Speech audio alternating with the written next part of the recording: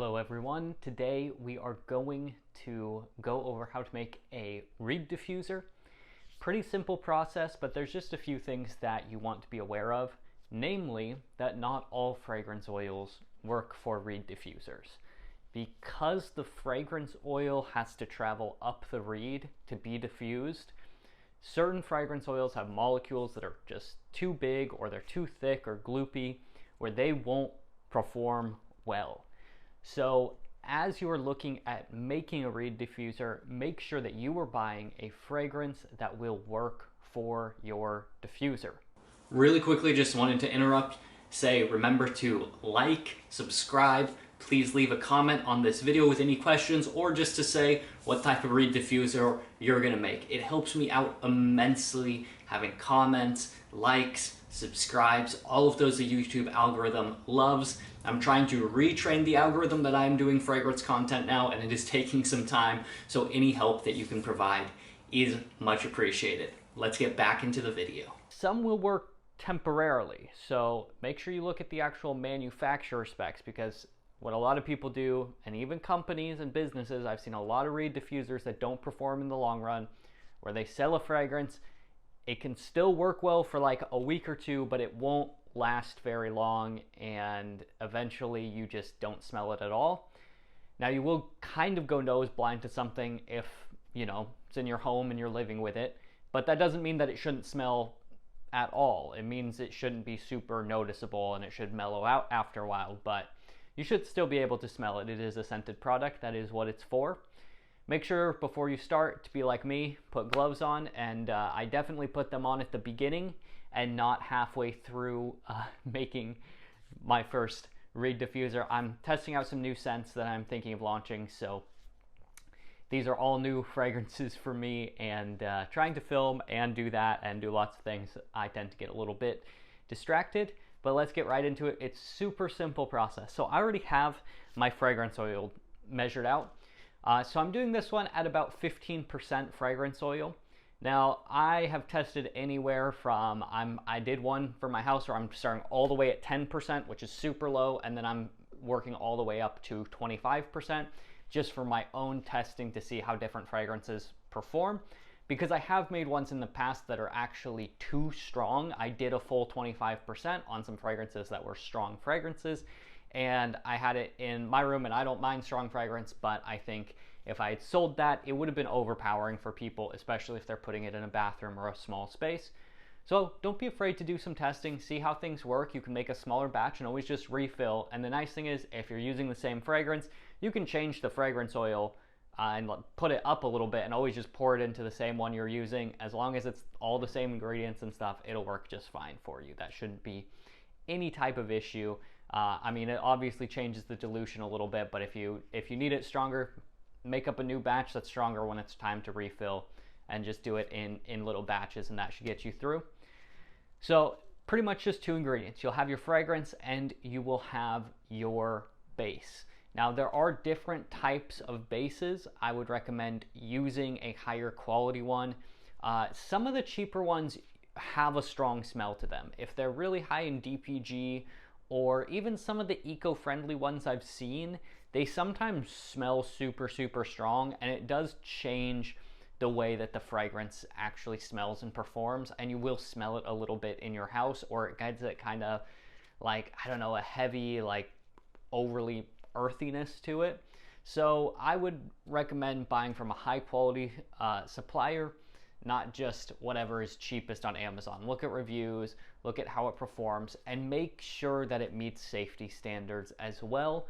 If this is something you're going to have in your house and be breathing in all the time, make sure that it is compliant with every safety measure. If in the description or wherever you're buying from, it doesn't say that it meets every safety standard, all of those things, please don't buy it. Do not give yourself cancer to save like $2 on a bottle of diffuser.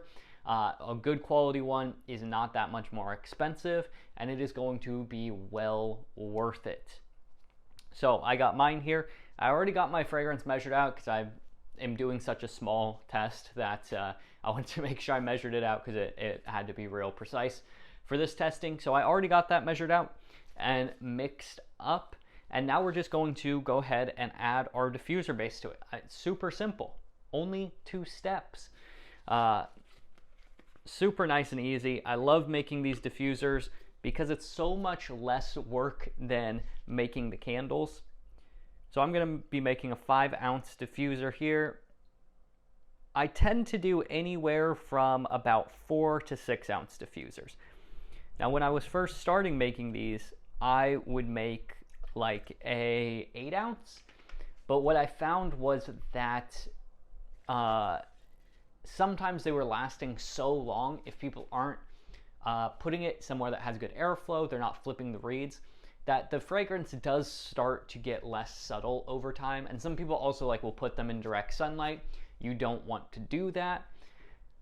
But I found that 6 ounces, that tends to last people like a year-ish. And so that way people are restocking before the fragrance oil is weakening or denaturing at all.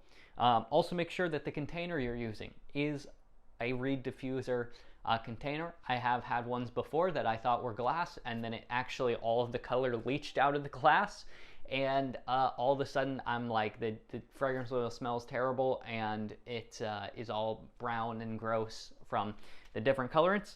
So we got that all in there.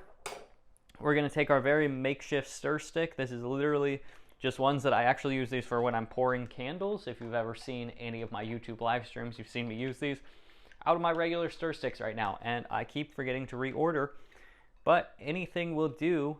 We're just going to stir this for 30 seconds to a minute. If you have a good quality alcohol and base, then it binds pretty easily. You don't need to stir for like 5 minutes.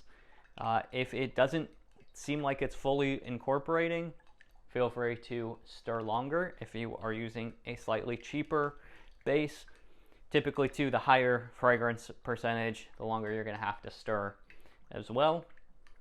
But we're only working at a 15% right now, so it is easy.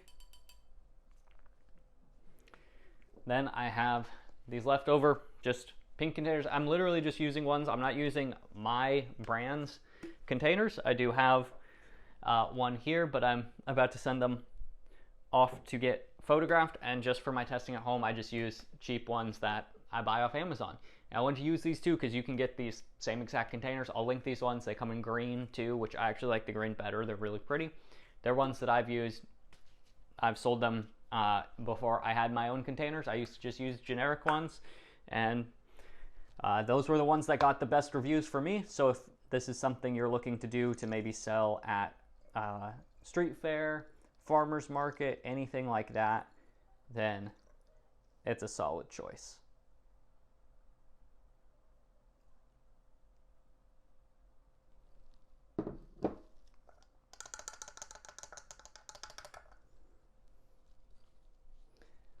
Please always use a funnel. If you get oil on the outside of this, it will be oily for a very long time. You don't want oil on a bunch of your furniture and things like that.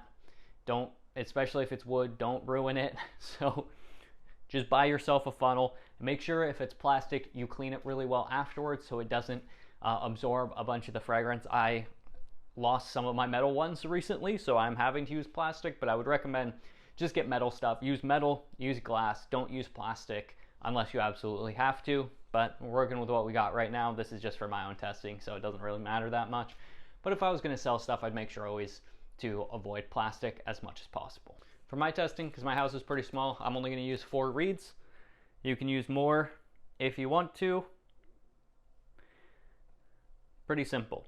Just make sure that it's not completely crowded. You got to get airflow around the reeds. They also need time to soak up the fragrance oil. Whatever container you use, just make sure the opening at the top is fairly small. You don't want a giant opening. It'll help the fragrance diffuse too fast. And this thing can empty out in like a month if you just use like a cup or something like that. So this helps it to only diffuse mostly through the reeds. Helps it last longer, it doesn't get overpowering, and you get the best value for your money. But pretty simple, super easy. You can do this at home. So there you go, guys. Super simple and easy, making a reed diffuser. If you want to know how to make room sprays, check out my video on that. And there is going to be a video on how to make candles coming very, very soon. So make sure you're subscribed if you're not already. Appreciate you watching. Have a great day.